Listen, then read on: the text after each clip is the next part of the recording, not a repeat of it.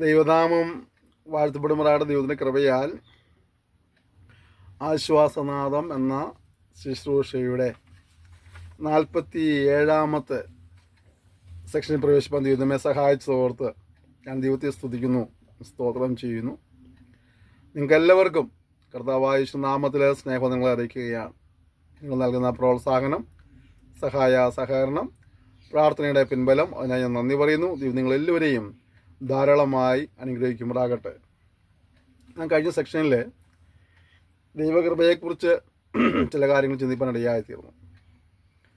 ഈ സെക്ഷനിലും അതിനോട് അനുബന്ധമായ ചില കാര്യങ്ങളാണ് ചിന്തിപ്പാൻ ആഗ്രഹിക്കുന്നത്. പ്രാർത്ഥനകൾ നമുക്ക് ദിവസങ്ങളിലായിരിക്കാം. മറിയയെ യേശുവിൻ്റെ ജനനത്തെക്കുറിച്ച് പറയാനായിട്ട് ദൈവദൂതൻ പ്രത്യക്ഷനായി സംസാരിക്കുമ്പോൾ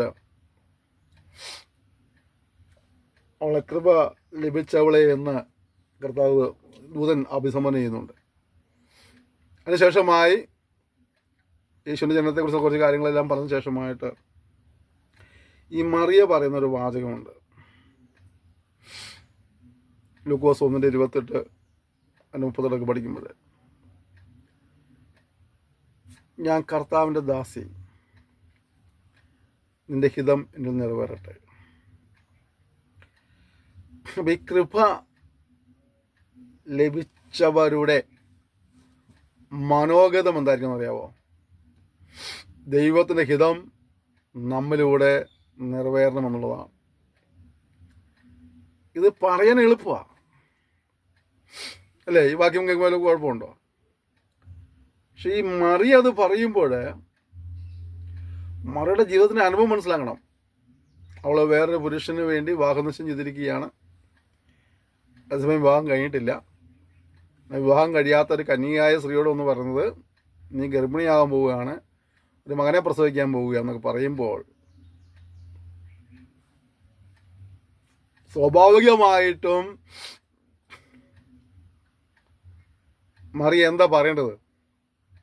എൻ്റെ പൊന്ന് കർത്താവേ, വിവാഹം ഒന്ന് കഴിഞ്ഞോട്ടെ, എന്നിട്ട് വേണമെങ്കിൽ എന്തെങ്കിലും ചെയ്യാം.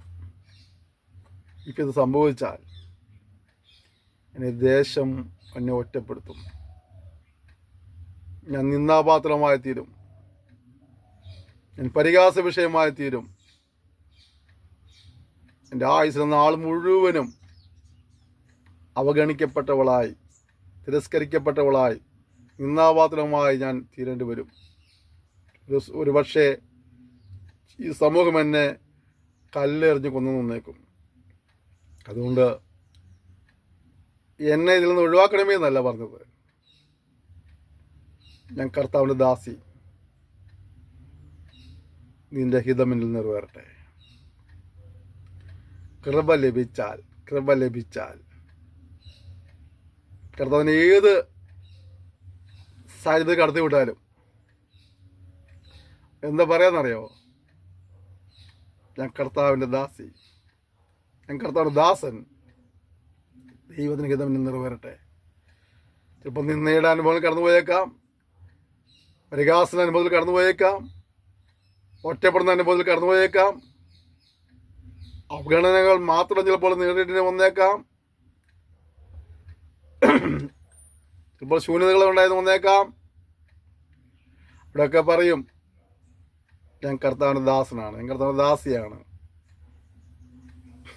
എൻ്റെ ജീവിതത്തിൽ ദൈവത്തിന് നിറവേറണം. പാട്ട് വരാൻ പാടില്ലേ? എന്നെ തകർത്തിയിടുവാൻ താതനിഷ്ടമെങ്കിൽ. പാടാൻ എളുപ്പമാണ്. ജീവിതത്തിലെ അനുഭവങ്ങൾ കടന്നു വരുമ്പോൾ ദൈവത്തെ നോക്കിക്കൊണ്ട് അങ്ങയുടെ ഇഷ്ടം നിറവേറട്ടെ എന്ന് പറയുവാൻ,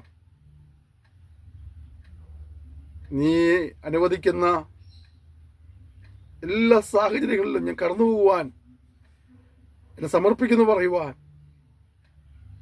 കഴിയുന്നെങ്കിൽ നമ്മൾ പ്രാപിച്ച കൃപ വ്യർത്ഥമായിട്ടില്ല എന്നതിൻ്റെ അർത്ഥം. കൊടുക്കേണ്ടി വരുന്നത് വലിയ വിലയാണെന്നുള്ള ബോധ്യമുണ്ടായിട്ടും മറിയ പറയുക, ഞാൻ എൻ്റെ ദാസിയാണ്, നിന്റെ ഹിതം ഇതിൽ നിറവേറട്ടെ. കഷ്ടതയുടെയും നിന്നയുടെയും പരിഹാസത്തിൻ്റെയും ഒറ്റപ്പെടലിൻ്റെയും അനുഭവത്തിൽ കടന്നുപോയപ്പോൾ ദൈവത്തിൻ്റെ പതിലെ നിന്റെ വായിൽ നിന്ന് പുറപ്പെട്ട വാക്കുകൾ എന്തായിരുന്നു? ദൈവത്തിൻ്റെ ഹിതം മുന്നിൽ നിറവേറട്ടെ എന്ന് പറഞ്ഞ് ആ സാഹചര്യങ്ങൾക്ക് സ്തോത്രം പറയുകയായിരുന്നു, അതോ ആ സാഹചര്യങ്ങളെ പ്രതി ദൈവത്തോട് പിറുപിറുക്കുകയായിരുന്നു? വീഴ്ചകൾ ഏതെങ്കിലും പരിശുദ്ധാത്മാവ് ഈ സമയത്ത് ഓർമ്മപ്പെടുത്തുന്നെങ്കിൽ ഏറ്റുപറയുവാനും ഉപേക്ഷിപ്പാനും ക്രമീകരണം പ്രാപിപ്പാനും നമുക്ക് ഈ സമയം വിനിയോഗിക്കാം. ദൈവകൃപ പ്രാപിച്ചവൻ ദൈവഹിതത്തിനായി തന്നെ ഏൽപ്പിച്ചു കൊടുക്കണം. അപ്പോസ്തലരുടെ 13:23 പറയുന്നത് കൃപ പ്രാപിച്ചവൻ കർത്താവിനോട് ചേർന്ന് നിൽക്കണം. പ്രതികൂലങ്ങളുണ്ടാകും, ഒറ്റപ്പെടുന്ന അനുഭവങ്ങളുണ്ടാകും, കഷ്ടങ്ങളുണ്ടാകും, നഷ്ടങ്ങളുണ്ടാകും. ആ സന്ദർഭങ്ങളിലും കർത്താവിനോട് ചേർന്ന് നിൽപ്പാൻ കഴിയണം. ദാവീദ് പറഞ്ഞ എല്ലാ കാലത്തും യഹോവയെ വാഴ്ത്തും, അവൻ്റെ സ്തുതി എപ്പോഴും നാവുമേലിരിക്കും. കാണാപ്പാടം വാക്യം പറയാൻ നമുക്ക് എളുപ്പമാണ്. നന്മകൾ ലഭിക്കുമ്പോൾ, ഉയർച്ച ഉണ്ടാകുമ്പോൾ, സന്തോഷമുണ്ടാകുമ്പോൾ അതൊക്കെ പറയാൻ നമുക്ക് എളുപ്പമാണ്. എന്നാൽ അതിനു വിരുദ്ധമായി നഷ്ടങ്ങൾ വരുമ്പോൾ, ഒറ്റപ്പെടുമ്പോൾ, അവഗണിക്കപ്പെടുമ്പോൾ, മനസ്സറിയാത്ത കാര്യങ്ങൾ ചെയ്തു പറഞ്ഞ് മറ്റുള്ളവർ കൊക്കി വിളിക്കുമ്പോൾ, ഒപ്പം നിന്ന് പ്രാർത്ഥിക്കേണ്ടവരും സഹായിക്കേണ്ടവരൊക്കെ കൈവിട്ടിട്ട് മാറി നിൽക്കുമ്പോൾ, അനുഭവിക്കുന്ന വേദന ഒരു പ്രാർത്ഥനാ വിഷയമായിട്ട് പോലും പറയുവാൻ ആരുമില്ലാതിരിക്കുമ്പോൾ, ഒന്നും ഉള്ളു തുറന്ന് സംസാരിക്കുവാൻ ആരുമില്ലാതിരിക്കുമ്പോൾ, അപ്പോഴും എല്ലാം ഉണ്ടായിട്ട് ഒന്നുമില്ലാത്തവനെ പോലെ ആകുമ്പോഴൊക്കെ കർത്താവിനോട് ചേർന്ന് നിൽപ്പാൻ കഴിയുന്നെങ്കിൽ അതാണ് കൃപയുടെ വെളിപ്പെടുത്തൽ. കൃപ പ്രാപിച്ച ഉത്തരവാദിത്വം അതാണ്. 2 കൊരിന്ത്യർ 4:1 കൃപയാൽ ശുശ്രൂഷ ലഭിച്ചവൻ അധൈര്യപ്പെടാതെ ലജ്ജാകരമായ രഹസ്യങ്ങളെ ത്യജിച്ച് ഉപായം പ്രയോഗിക്കാതെ വചനത്തിൽ കൂട്ടിയേർക്കാതെ സത്യം വെളിപ്പെടുത്തണം. കൃപ ലഭിച്ച ശുശ്രൂഷയിൽ ഒരു ഉത്തരവാദിത്വമുണ്ട്. എന്താണ്? 1, സത്യവചനം ഉള്ളതുപോലെ വിളിച്ചു പറയുവാൻ ധൈര്യമുണ്ടാക്കണം. 2, ലജ്ജാകരമായ രഹസ്യങ്ങളെ ത്യജിക്കുവാനോട് വരണം. 3, ഉപായം പ്രയോഗിക്കരുത്. ഇന്ന് ആത്മീയ ശുശ്രൂഷ ഒരു തരത്തിൽ ആത്മീയ വ്യാപാരമാക്കിക്കൊണ്ടിരിക്കുന്ന കാലഘട്ടമാണ്. ദ്രവ്യസമ്പാദനത്തിൻ്റെ ഒരു മാർഗമായിട്ട് ഇന്ന് ഇതിനെ മാറ്റിക്കൊണ്ടിരിക്കുന്നു എന്ന് പറയുന്നതിൽ തെറ്റൊന്നുമില്ല. ചിലരെല്ലാം കേൾക്കുമ്പോൾ ചില പക്ഷെ നെറ്റി വിളിച്ചേക്കും. പക്ഷേ വസ്തുനിഷ്ഠമായി പഠിച്ചാൽ നീ ആത്മീയ ലോകത്തും അതുപോലെ ഉപായങ്ങളും തന്ത്രങ്ങളും ഫണ്ട് റേസിങ്ങിനുള്ള മാർഗങ്ങളൊക്കെ ആയിട്ട് ഇതിനെ മാറ്റിക്കൊണ്ടിരിക്കുക. ഒരു ആത്മീയ വ്യാപാരം എന്ന് പറയുന്ന വ്യാപാരം നടന്നുകൊണ്ടിരിക്കുക. എല്ലാവരും അങ്ങനെയല്ല. ആത്മാർത്ഥമായി ഉപവസിക്കുന്ന, പ്രാർത്ഥിക്കുന്ന, സുവിശേഷം പറയുന്ന, സത്സംഗം നിലകൊള്ളുന്ന, ദൈവത്തെ സേവിക്കുന്ന ഒരുപാട് ഭക്തന്മാരുണ്ട്. ദൈവദാസന്മാർ, ദാസിമാർ, ദൈവമക്കളുണ്ട്. പക്ഷേ അതിനിടയിൽ ചില കളനാണയങ്ങളും പെട്ടിട്ട് പോയിട്ടുണ്ടെന്നുള്ളത് പറയാതിരിക്കാൻ കഴിയത്തില്ല. പിന്നെന്ത് ചെയ്യണം? വായം പ്രയോഗിക്കുന്നത് മാത്രമല്ല, വചനത്തിൽ കൂട്ടിയേർക്കരുത്. ഉപദേശം വിട്ടൊന്നും പോയേക്കരുത്. എന്തെങ്കിലും 10 ഏക്കരം കൂടുതൽ കിട്ടുന്ന അറിയുമ്പോൾ ദുരുപദേശ സംഘത്തിനെ കൂടെ കൂടിയേക്കരുത്. ചക്രമല്ല വലുത്, ദൈവത്തിൻ്റെ കൃപയെ നിലനിൽക്കുക എന്നുള്ളതാണ്. ഒരുപാട് ദുരുപദേശക്കാരും അതിൻ്റെ നന്മയും കാണുമ്പോഴൊക്കെ ഓടിപ്പോകുന്ന പലരെയും ഞാൻ കണ്ടിട്ടുണ്ട്. അടുത്തത് ദൈവത്തിൻ്റെ സത്യങ്ങൾ ഉൾപ്പെടുത്തുവാനിടയായിത്തീരണം. കർണരസമാകുമാറുള്ള പ്രസംഗങ്ങൾ മാത്രമല്ല, എൻ്റെ അപ്പുറത്തേക്ക് മനുഷ്യന് ക്രമീകരണത്തിനുള്ളതും ഗുണീകരണത്തിനുള്ളതൊക്കെ ഉണ്ടാകണം. അത് അറിയിക്കാൻ നമുക്ക് ഉത്തരവാദിത്വം ഉണ്ടാകണം. ഗലാത്യർ 1:6 പഠിക്കുമ്പോൾ കാണുന്നില്ലേ, കൃപയുടെ സുവിശേഷം വിട്ട് വേറൊന്നിലേക്കും പോകരുത്. ഒരു കാലങ്ങളിൽ കൃപയുടെ സുവിശേഷൻ്റെ സാക്ഷ്യം വഹിച്ചവരൊക്കെ ചിലപ്പോൾ മറ്റു വല്ലയിലേക്ക് വഴിമാറിപ്പോയി കണ്ടിട്ടുണ്ട് അല്ലേ. ശക്തമായി സുവിശേഷം പറഞ്ഞിരുന്നവർ അനേക ആയിരങ്ങളെ ദൈവകൃപയിലേക്ക് നയിച്ചവരൊക്കെ കൃപയുടെ സുവിശേഷം വിട്ട് മറ്റു പല വഴികളിലേക്ക് മാറിപ്പോയ ചരിത്രങ്ങൾ നമുക്കറിയാം. പ്രിയപ്പെട്ടവരെ, വലിയ കാര്യങ്ങളൊന്നും ചെയ്തില്ലേലും ദൈവകൃപയുടെ സുവിശേഷം വിട്ട് വേറൊന്നിലേക്ക് പോകാൻ ഇടവരാതിരിപ്പാനായി നമ്മെ സമർപ്പിച്ച് പ്രാർത്ഥിക്കാം.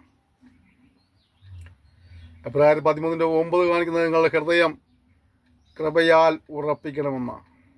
കൃപയാൽ ഹൃദയം ഉറപ്പിക്കുക.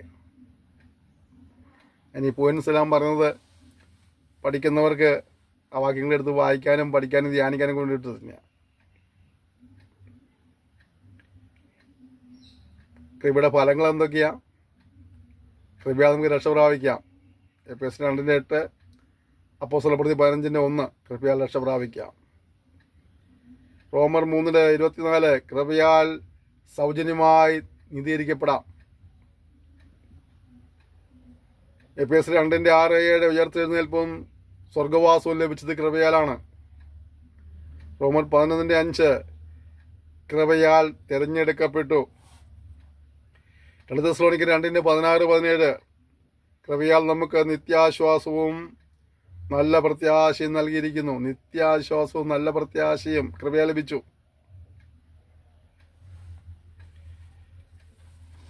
അപ്പോൾ കൃപയോടൊക്കെ അത് ഗുണമുണ്ടോ? ഉണ്ട്.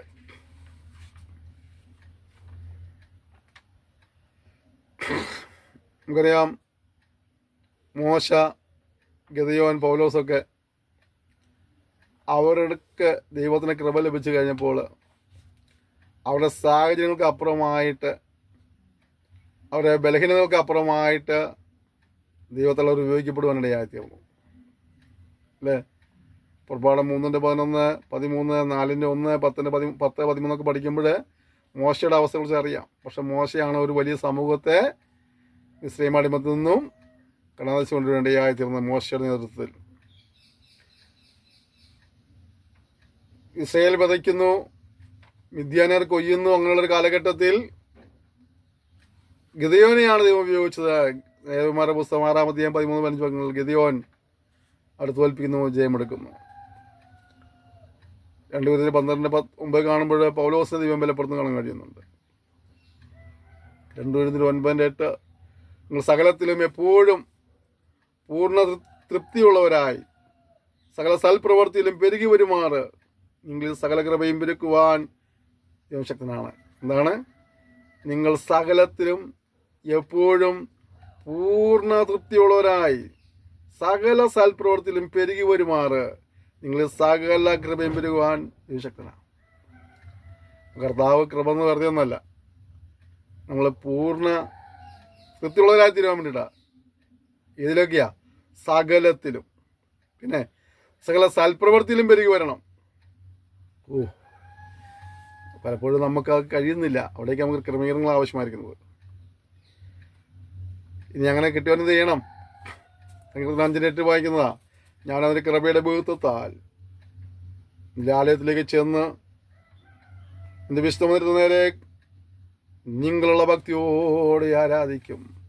കൃപ പ്രാപിച്ചവൻ എന്ത് ചെയ്യണം? നിന്റെ കൃപയുടെ ബഹുത്വത്താൽ നിന്റെ ആലയത്തിലേക്ക് ചെന്ന് നിന്റെ വിശുദ്ധമന്ദിരത്തിന് നേരെ നിങ്ങളുള്ള ഭക്തിയോടെ ആരാധിക്കും. കൃപയാൽ ഞെളിയാനൊന്നല്ല, എന്തെങ്കിലും കൃപയാൽ ലഭിച്ചുകൊണ്ട് തുള്ളാനൊന്നുമല്ല, ദൈവത്തിൻ്റെ ഭക്തിയോടെ ആരാധിക്കേണ്ട ദൈവത്തിനാണ്. കൃപ ലഭിക്കാൻ ചെയ്യണം. അതുകൊണ്ട് കരുണ ലഭിപ്പാനും തത്സമയത്ത് സഹായത്തിലുള്ള കൃപ ലഭിപ്പാനുമായിട്ട് നാം ധൈര്യത്തോടെ കൃപാസനത്തിനടുത്തില്ലേ. എബ്രായർ 4:16 ഈ കൃപ വേണം നമുക്ക്. സകലത്തിലും എപ്പോഴും പൂർണ്ണ തൃപ്തിയുള്ളവരായി ജീവിക്കേണ്ടതിനായിട്ട് കൃപ നിനക്ക് ആവശ്യമാണോ? നീ എന്ത് ചെയ്താൽ മതി? അതുകൊണ്ട് കരുണ ലഭിപ്പാൻ, തലസമയത്ത് സഹായത്തിനുള്ള കൃപ ലഭിപ്പാൻ ധൈര്യത്തോടെ കൃപാസനത്തിൽ നടത്തി ചെല്ലുക. ഈ കാലഘട്ടങ്ങളിൽ ഞാനിരിക്കുന്ന സാഹചര്യങ്ങളിൽ ദൈവത്താൽ ഉപയോഗിക്കപ്പെടണമെങ്കിൽ ഇതിന് കൃപ പ്രാപിക്കുക എന്നുള്ളതാണ്. ഇനി ഒരുത്തം ദൈവകൃപ വിട്ടുപോയാലും കുഴപ്പമെന്താ? ഇതിന് കൃപ കിട്ടി അവൻ വിട്ടുപോയാൽ എബ്രായർ 12:15 മുതൽ 17 വരെ പഠിക്കുമ്പോൾ അവനിൽ പിന്മാറ്റമുണ്ടാകുന്നു, അവൻ കലക്കമുണ്ടാക്കുന്നു, അവൻ അനേകരെ മലിനപ്പെടുത്തുന്നു, അവൻ ദുർനടപ്പുകാരനാകുന്നു, അഭക്തനാകുന്നു, അനുഗ്രഹങ്ങളെ നഷ്ടമാക്കുന്നു. കൃപ പ്രാപിച്ചവര് ലഭിച്ച കൃപ വ്യർത്ഥമാക്കരുത്. ദൈവകൃപ വിട്ടു പോകരുത്. ദൈവകൃപ വിട്ടു പോയാൽ നീ മാത്രമല്ല, നിന്റെ പിന്മാറ്റം മാത്രമല്ല, കലക്കങ്ങളുണ്ടാകുന്നു, അനേകരെ മലിനപ്പെടുത്തുന്നു. അതുകൊണ്ട് കൃപയിൽ നിന്ന് അന്യപ്പെട്ടു പോയിട്ടുണ്ടെങ്കിൽ കൃപയിലേക്ക് മടങ്ങി വരുവാൻ ദൈവാത്മാവിനെ ആഹ്വാനം ചെയ്യുന്നു. കൃപ പ്രാപിക്കേണ്ടവർ ദൈവത്തോട് പറഞ്ഞ് പ്രാർത്ഥിച്ച് കൃപകൾ പ്രാപിപ്പാനായിട്ട് നമ്മൾ സമർപ്പിക്കാം. നമുക്ക് ദൈവത്തോടെ ഒരുമിച്ച് പ്രാർത്ഥിക്കാം. സ്വർഗീയ പിതാവേ, സെക്ഷനായ സ്തോത്രം ചെയ്യുന്നു. നമ്മൾ സംസാരിപ്പാനിടയായിത്തീർന്നല്ലോ. ഞങ്ങൾ നിന്റെ കൃപ പ്രാപിച്ചുകൊണ്ട് നിനക്ക് വേണ്ടി പ്രയോജനപ്പെടുവാൻ ഞങ്ങൾ സഹായിക്കുമ്പോഴാണ് പ്രാർത്ഥിക്കുന്നത്. എന്തു വന്നാലും കൃപ നിൽപ്പാൽ കൃപ നൽകണം കർത്താവേ. ഞങ്ങളുടെ നാമത്തെ മുഖത്തപ്പെടുത്തുമാറ്, ലിഖിതം വെളിപ്പെടുമാറ്. വില കൊടുക്കേണ്ടി വന്നാലും എന്നോട് നിലകൊള്ളുവാൻ ഞങ്ങൾ സ്വർഗം സഹായിക്കുമ്പോഴാകണമേ എന്ന് പ്രാർത്ഥിക്കുന്നു. അവേ, ഒറ്റപ്പെടുമ്പോഴും അവഗണിക്കപ്പെടുമ്പോഴും തിരസ്കരിക്കപ്പെടുമ്പോഴും എല്ലാം ചേർന്ന് നിൽപ്പാൾ കൃപ നൽകുമാറാണെന്ന് പ്രാർത്ഥിക്കുന്നു. പ്രവൃത്തി അനുഭവങ്ങളുണ്ട് കർത്താവ് ക്ഷമിക്കണമേ. വിശ്വാസത്തെ ജിസ്സങ്ങളോട് കർത്താവ് ക്ഷമിക്കുമാറാകണമേ. ഇനിയുള്ള കാലത്തോട് ചേർന്ന് നിൽപ്പാൻ, കൃപയിൽ വളരുവാൻ, ശക്തിപ്പെടുവാൻ, കൃപയുടെ സാക്ഷികളായി തീരുവാൻ സഹായിക്കുമാറാണെന്ന് പ്രാർത്ഥിക്കുന്നു. ഈ കൃപയിൽ പ്രകാരമുള്ള നന്മകളും സന്തോഷവും പ്രാപിപ്പാൻ യോഗ്യരാക്കണമേ. കൃപ വിട്ടു പോവാൻ ഒരിക്കലും ഡിവർസരുത് എന്ന് പ്രാർത്ഥിക്കർത്താവേ.